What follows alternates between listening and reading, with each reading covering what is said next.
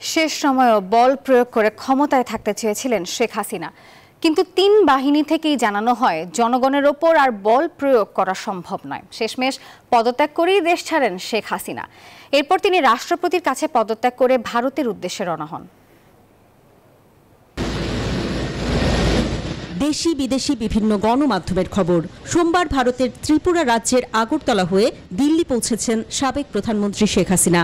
এর আগে সকাল 10:30টার দিকে তিন বাহিনীর প্রধান ও পুলিশের মহাপরিদর্শককে প্রধানমন্ত্রীর বাসভবন গণভবনে ডাকা হয়। নিরাপত্তা বাহিনী কেন পরিস্থিতি সামাল দিতে পারছে না সেটার জন্য ক্ষোভ প্রকাশ করেন তিনি, কিন্তু তিন বাহিনী থেকেই জানানো হয় আর বল প্রয়োগ সম্ভব নয়। তাকে পদত্যাগ করতে অনুরোধ করা হয়। শুরুতে তিনি তা মানতে চাননি, বরং আরও কড়াকড়ি করতে বলেন কারফিউ।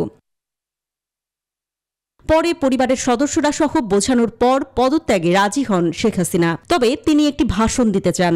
তখন তাকে জানানো হয় বিপুল সংখ্যক ছাত্র জনতা শাহবাগ ও উত্তরা থেকে গণভবন অভিমুখে রওনা হয়েছে। সময় আছে আর 45 মিনিট।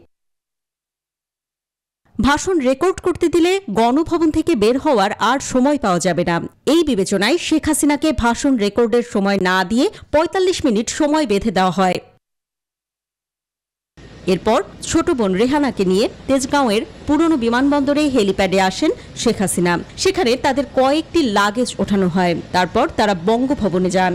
সেখানে পদত্যাগের আনুষ্ঠানিকতা শেষ করে বেলা 2:30টার দিকে সামরিক হেলিকপ্টারে করে ছোট বোন রেহানা সহ দেশ ছাড়েন সাবেক প্রধানমন্ত্রী শেখ হাসিনা।